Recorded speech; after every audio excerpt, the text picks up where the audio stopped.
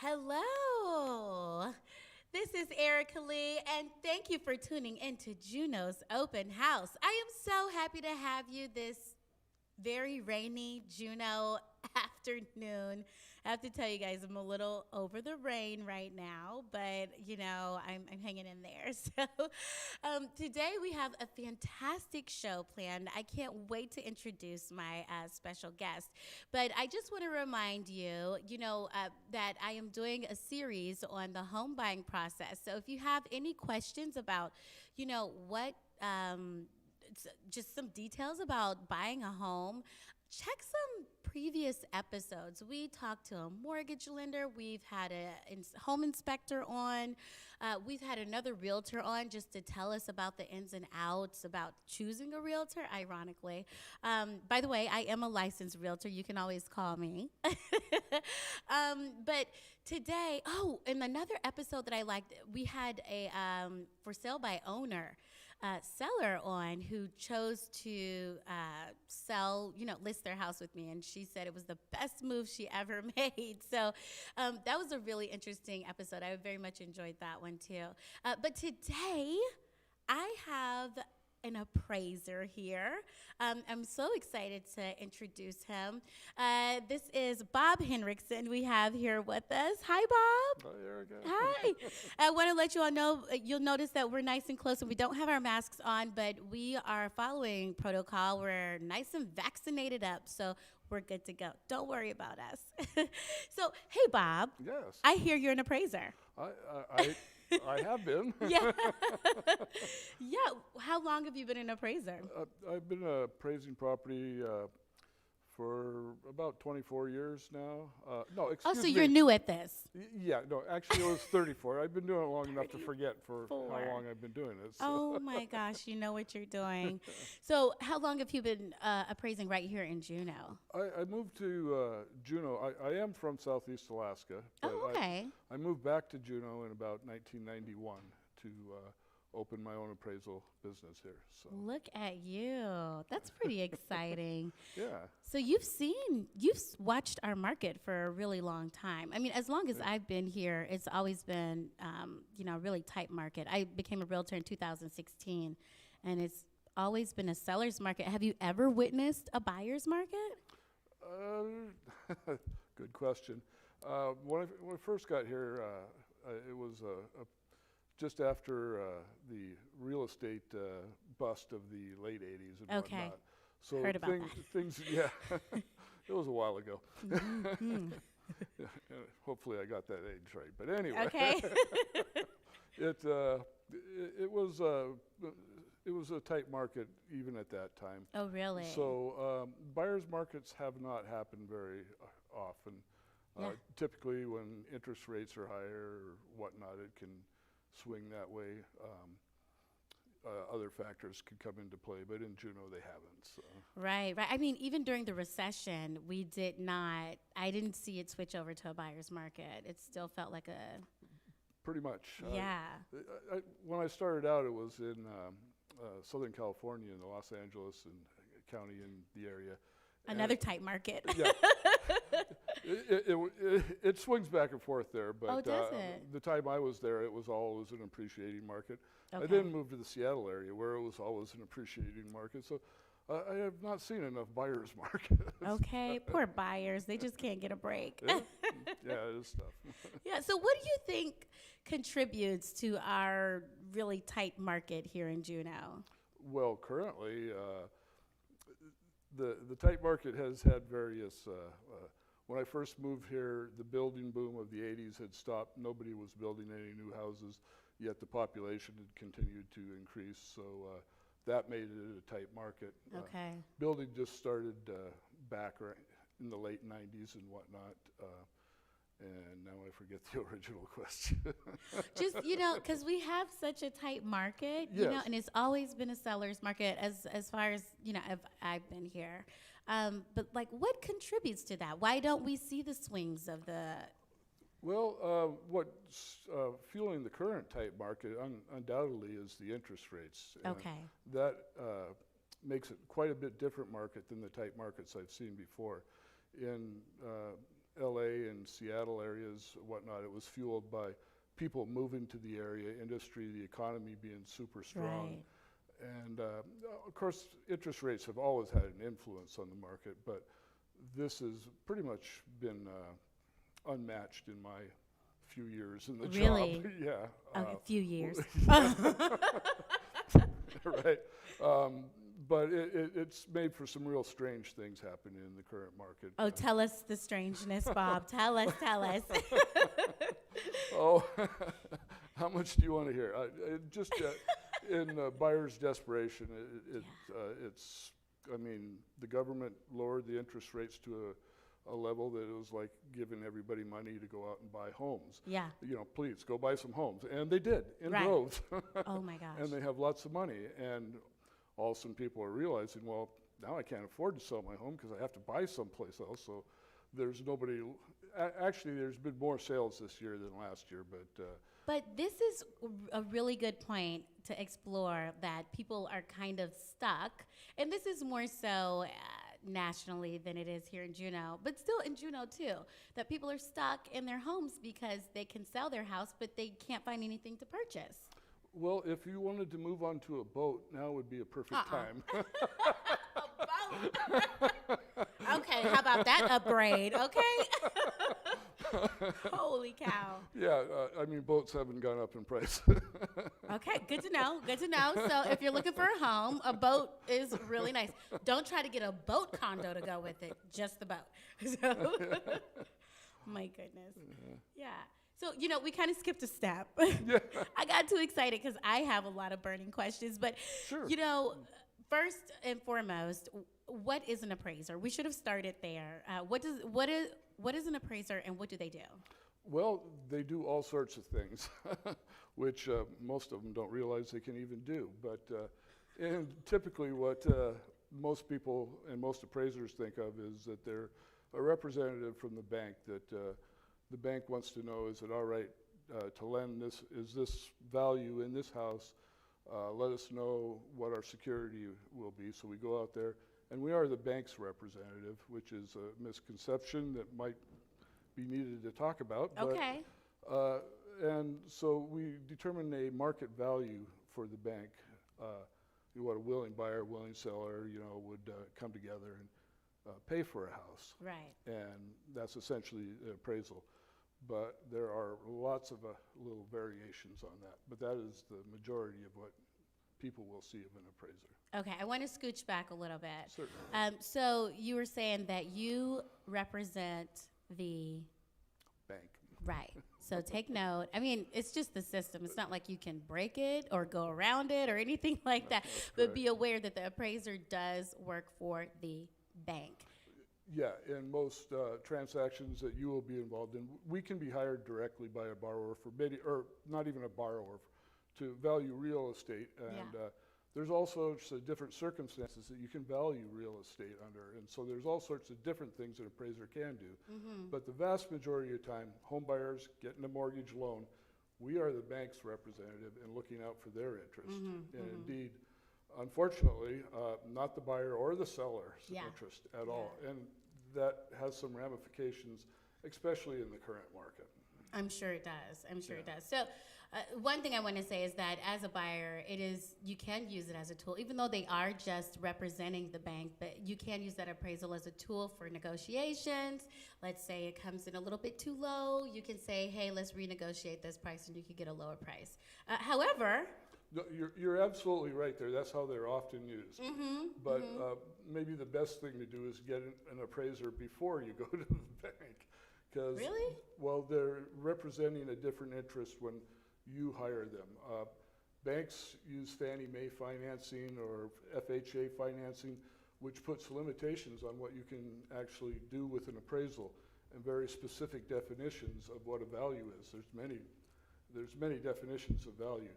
So when you hire them, you have as a buyer, as a buyer. Okay. Yeah, they don't have the same limitations as they might have when you're doing it for the bank, Okay. which is limited by what Fannie Mae tells you to limit to. I mean, they're not real limiting, but there are certain things that they want to see that might not work the same as if you're just a buyer wanting your interest represented. Like what? I want to know. I didn't know this, but what? Not many people do. Yeah.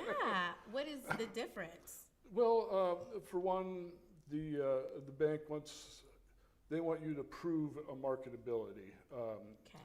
For any adjustment, they want proof. They want it as a known fact, and they don't allow intuition as much as perhaps an appraisal that was done for you personally would do.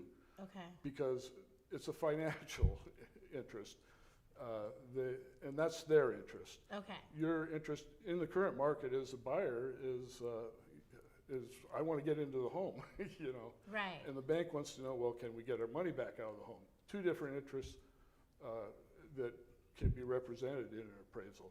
But as I say, most of the appraisals that your buyers or sellers will come in contact with are done under the auspices of Fannie Mae or Freddie Mac's rules and regulations, which can make a difference.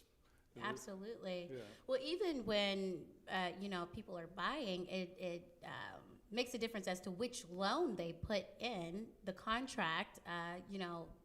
Because the appraisers will be more laxed if if it's a certain loan. So I mean, could you tell us a little bit about that, like the difference between maybe a Fannie Mae and a conventional loan, or Well, Fannie Mae is typically considered a conventional loan. Fannie Mae, Freddie Mac.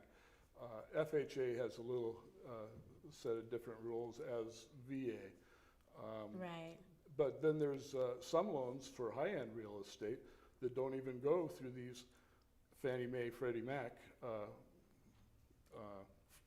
They're secondary buyers is what they do. They buy the mortgage from the bank. Gotcha. Okay. Or insure it, actually. But Okay. higher-end homes typically don't even qualify for that sort of financing. So those are in-house loans that a bank may make, and then the whole definition changes once again, and the rules for what you have to follow. That is so interesting that each the appraisal changes depending on who's ordering it, basically.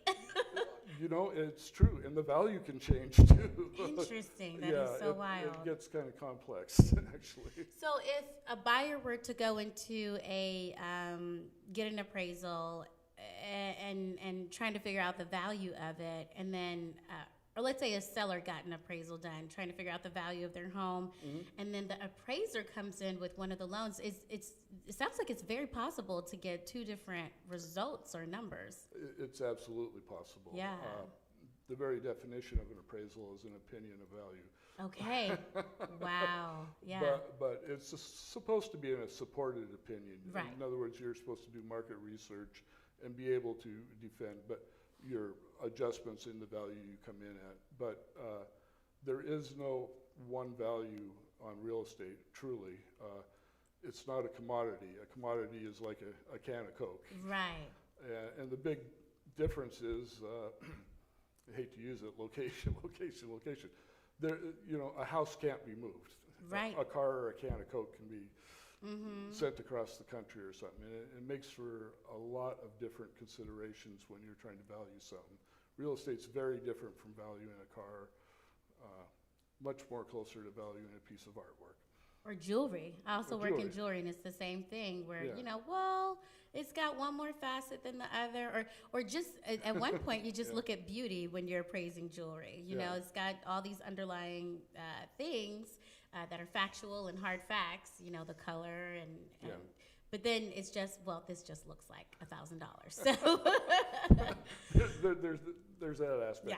When you do a Fannie Mae loan, you don't want to say, No. It just looks like $1,000. Just trust me.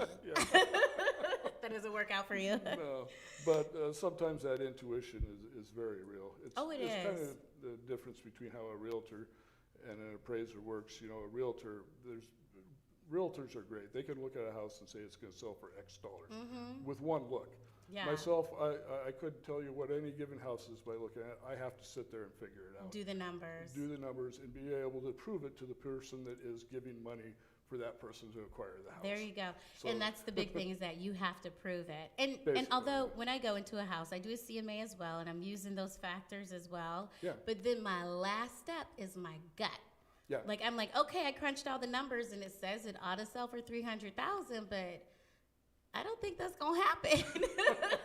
I encourage realtors to use their gut all the time. Yeah. It's an invaluable tool, without a doubt. Oh, Yeah. thank you. I got a good tool right here. See?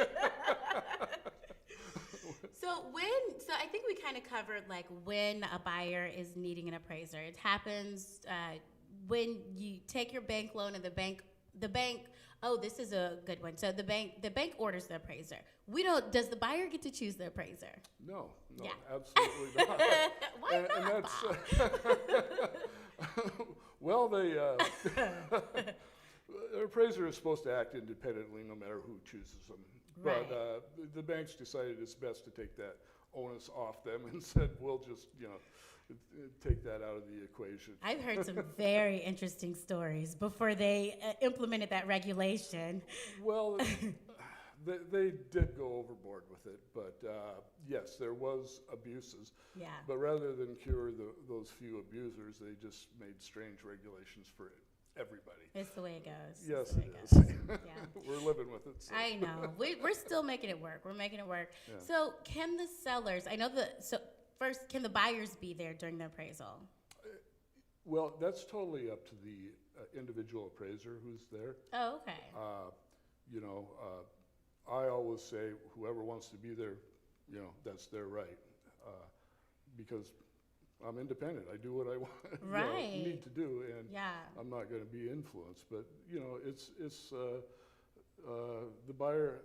I love to talk to buyers and sellers. Why did you buy this house? Why did you sell it? Yeah. That's how you learn about the market. So I don't mind that at all. Mm-hmm. But it is, if an appraiser wants to be there by themselves, even outside the COVID thing, just if he wants to be there because he feels less pressured and can do a more independent valuation, that is his call. Yeah. Or her call, excuse me. Right. There you go. But Yeah. politically correct. In my experience, I feel like a lot of appraisers prefer for us not to be there. Yeah. You can't speak on that. Okay. I'm not there when other appraisers are there, so That's I don't true. know. Yeah. But that's nice to Yeah. hear that, you do welcome both buyers and sellers and get a nice round view of what's going on there. Well, I like that. I will say sometimes it's easier to concentrate on my job when there's nobody there. I'm sure there is, with all those questions. but I feel that, there a lot's on the line, and they It is. have I feel that, it's their right to be there. Yeah. So, what happens, Bob? This is a realtor question. I don't know if buyers are interested in this, but what happens so you've seen this crazy market, and it is absolutely absurd. And the things that I'm referring to are people offering like $40,000 over asking price, or, Yep. just wild numbers, multiple offers, 10 offers on one house. But what happens when you see this crazy offer let's say it's a $300,000 house, and you see an offer for $370,000, and it happened with perhaps a price escalation clause. Mm-hmm. So the market drove that price up. What do you do there when you know with your research that this is a $300,000 house? I suppose cry doesn't work. Yeah, no. I don't think so. First off, we are required to review the contract, so we know Okay. about the escalation clauses and Okay. what's been offered and things like that. And when somebody's willing to put their money where their mouth is, we try to, at least I try to give that due diligence. But aside from that, you can also set it aside because we're appraising what that house is worth without this contract Right. on it at all. So this particular question has become very hard now with the craziness of the market. As I said, I've been doing this a while in several different markets, and I haven't seen it quite this crazy. Right. It seriously is. But at some point, I know when it wasn't quite as bad and appraisers aren't making a sales price because perhaps they're not staying up on the market enough or something. Yeah. Sometimes you can't ask the bank to finance all the risk, and sometimes Gotcha. buyers just have to step up with some cash in pocket to prove that appreciation is happening. Again, what is happening right now is kind of unprecedented, and I've been doing this a while. Yeah. So it's difficult. I do as much research as I can. Yeah. Do match pair sales to find appreciation rates. Take into account that everything is going up, but essentially I have to take the sales price and just set it aside And just do your research. and just do my research. And before, that was kind of an overwhelming thing, sales price. Somebody's, you got 2 more offers right there. Somebody's putting their money where their mouth is. I look extra hard, and I don't look to find reasons why a property isn't worth something. I look to find why it is worth that. Right. And usually you look real hard and understand, and it's like, now I understand it, and now I can document it. Right. Now it's a head scratcher. Okay. Look, I'm scratching my head too. Yeah. Even when doing listings, I'm like, well, I think this is good. I'm pretty sure, but. I have never seen it like this. Yeah. I mean, I see a house sell, and it was listed at 400,000. I'm going to call up and verify it. It's probably going to be 400,000 or maybe less. Uh-huh. Now it's like 10% more. Yes. Yes. It's I mean, it's so. Constantly. Constantly, right? Yeah. But it's kind of all over the place. So sometimes you're getting 5% over asking price. Other times, maybe you can get up to 10. Well, 10% is pretty crazy, but I've seen it happen. Yeah. Up to 10% over asking price. And usually, I will say, realtors are doing a good job of kind of keeping the asking price at market value. Mm-hmm. So then you're actually seeing, 5 to 10% over market value. Sure. So, I mean, how do you even regulate that? Because it's not consistent. Well, there is no regulating. Okay. At least, okay, from an appraiser standpoint, there's no regulating. We're here to interpret the market, not make the market. Okay, So that's true. Yeah. I know sometimes appraisers start to feel like they're want to regulate the market, but somebody should. But it's You said somebody should. but it's not our job. Yeah, yeah. Yeah, it's a difficult question. Yeah, we're all looking for the answers for it. I had more to that, but it just flew out of my head. Oh, Maybe okay. if it comes back, I'll finish that. Bring it back to us. That's okay. So when you're, this is kind of for buyers and sellers. When you're looking at a house, what are you looking for to find the value of a home? Well, what we heavily rely on is finding other homes similar to it that have sold and compare the 2 homes for the difference, and then make adjustments between what's different between them to derive at that value. Okay. So there is actually 3 approaches generally recognized in a common appraisal. The one I just spoke of is the sales comparison approach. There's also a cost approach where we try to recreate what the construction costs would be for that home, which is another interesting issue, construction costs. Oh, yeah. But the trouble with the cost approach is you have to estimate a depreciation factor for the home, like, things age, become dated, roofs wear out, and that becomes highly subjective because the tighter the market, the less people recognize depreciation. And in a buyer's market that I hear happens sometimes, I'm not sure why. Not in our reality. As an example, right now, it was 2 years ago, if the house didn't look like the homeowner had been spent the last year at Home Depot upgrading their house, you couldn't sell the house. Yeah. Now, It geez, doesn't- walk out, leave the dirty dishes. It doesn't matter. If somebody, if it's for sale, it's going to sell. It will Almost. sell. You can sell a hobbit hole here right now. Yeah. I mean, once you get into structural issues like the roofs failing and stuff like that does change it. But I mean, if it's dated and has the wrong color paint, and it'll sell. Yeah. So what do you think, if someone is trying to add value to their home as a seller, what do you think they need to look at first? Well, the number one thing is paint.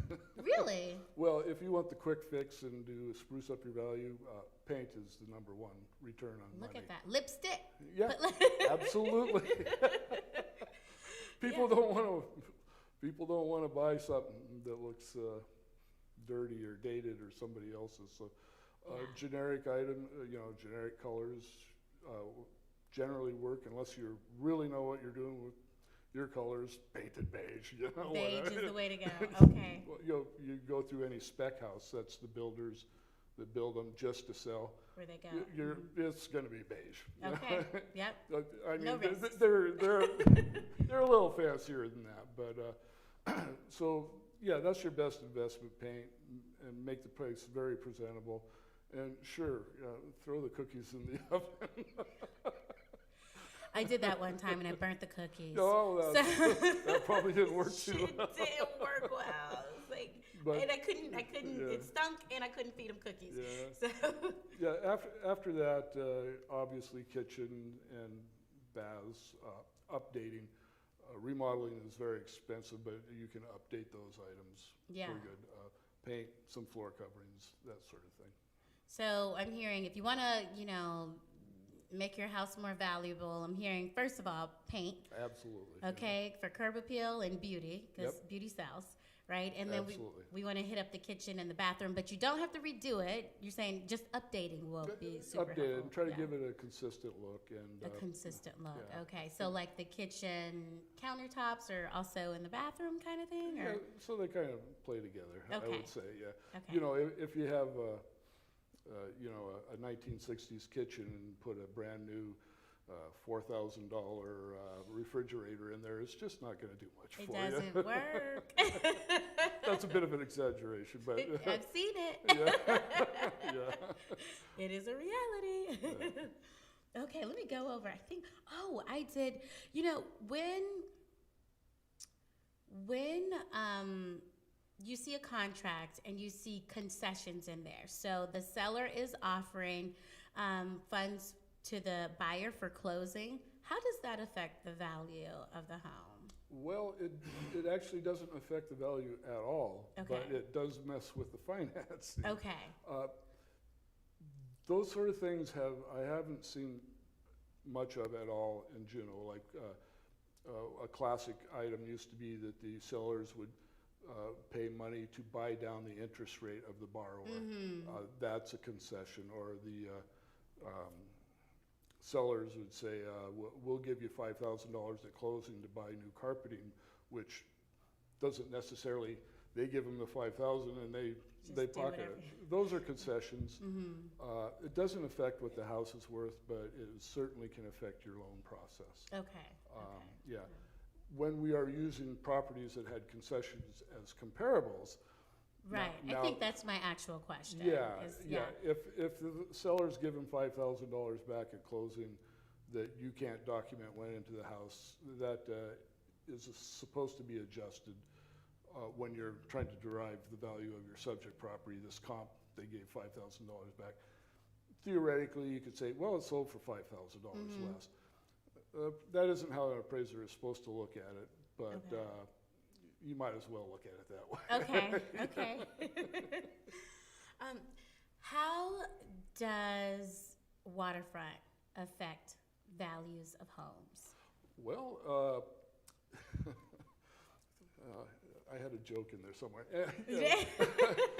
Waterfront is great. It's Okay. Everybody wants waterfront, but the waterfront varies tremendously in Juneau. Okay. We have waterfront that people are dying for. You have waterfront that somebody would, I think there's some waterfront back out on the North 40. You're like, that's a creek.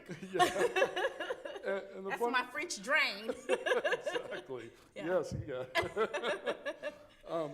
But it's funny. I've been to a number of waterfront places, and I'm like saying, well, when was the last time you were down to the beach? Mm-hmm. And they look at each other and they shuffle around, and they can't remember. Yeah. So what's the true value there is the view. Right. But there is some waterfront that is both usable, that people do go to, and does have a view amenity, but it varies tremendously. Okay. Yeah, Okay. just lots in general, unless you're in the middle of the valley or here in the Casey Shattuck subdivision, where they're all flat and Right. that sort of thing. But I mean, the rest of the lots around Juneau, North Douglas, Fang, North Glacier Highway, all the lots vary tremendously. So this is my last question. You've been absolutely wonderful, by the thank way. We've learned a lot. Well, hopefully I've completed a thought. Yeah, you have. You've been great. Oh, thank you. So how do you value raw land? Raw land. That's a very tough valuation, actually. Okay. It is extremely tough. It's much Okay. harder than valuing a house Right. because you simply don't know especially here in Juneau, you could have 10 feet of overburden to take off before you can even start building. Right. The city's new subdivision, which is skipping my mind, just past Brotherhood Bridge there, it was supposed to be affordable lots. Right. There was so much overburden on that land that the development costs are sky high just to get down to where you can put a foundation in. Okay. And that is really difficult. And if nobody knew that was there until they started digging. Well, as an appraiser, I don't go out there and start digging on Right. the lot. Yeah. So it's very speculative. And, the banks think raw land is really speculative also, because I think about the best loan you're going to get is 50% on it. Mm-hmm. There's lots and lots of dangers with raw land. Oh boy. So what do you recommend for someone? Should they call an appraiser? Should they call the guys that do dirt work? That their name is escaping me. There's a number of them, Yeah. including my brother. Oh really? Who's your brother? Oh, do I get a plug? Yeah, plug it Henriksen in. Constructors. Okay. But no, he does all sorts of things. Yes, I would say, unless it is obviously a developable lot, a house burned down in the middle of the valley, that's Right. not technically raw land, but you know what's there. Yes. Short of that, yeah, call somebody that's really familiar with dirt work. Okay. Good to know. That would be the first call. First call, not the appraiser. Yeah. And then somebody with a bucket truck to see if there'll ever be a view out of the I've been caught on that one before. Have you really? Oh, you're new construction on a place and it's like view? No. You go out there and it's all cleared and they got this wonderful view. Gorgeous. Right? I should have brought a bucket truck. I guess, man. That's tough to do. So okay, I have one last question. Okay. What is the craziest thing you've seen happen, like, as an appraiser? Oh, boy, that's way too wide open of a question. Oh, give me a good one. I want a good story.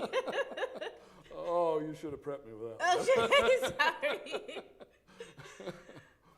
Oh, goodness. I see I'm you're drawing a full of them. blank. But Yeah. Well, if you go on appraisalbuzz.com and Google my name, you'll find some really exciting stories. Okay. Appraisalbuzz.com. I'm going to look it up. It has to do with traveling around Southeast and Okay. having the airport shut down when you're coming home and the ambulances on the runway and yeah. Looks like you're spending the night. Yeah. Oh, by the way, I just do Juneau anymore. So Oh, really? I gave up the traveling business. I bet that could be challenging. Not only with like something like an ambulance on the runway, but the weather too. Oh, yeah. Yeah. We could be here a lot longer. Okay. Bob, thank you so much for coming on. I am like really thankful and grateful that you came and, shared this information with everyone. Well, it's been a pleasure. Thank you. right. Now, if you'd like to find Bob, they can look you up where? That's a secret. Okay. The phone book might work. Might have to kill us if he tells us. So I'm busier than I don't want call to be. Bob. Okay, he's busier than he wants to be. So don't call Bob if you need an appraiser, but Feel free to call me, folks. I'm in the phone book. he's in the phone book. Thank you so much for coming, and I'll see you out there on the field. Sounds good. All right, thank you. Yeah, for the rest of you guys, thank you for visiting Juneau's open house, and tune in next week because we are going to have someone from Alaska Escrow and Title, Amanda Valori. I hope I said her name correctly. And she's going to tell us about the escrow and title process when you're purchasing a home. Thank you for tuning in. I'm Ericka Lee, and I'll see you next week.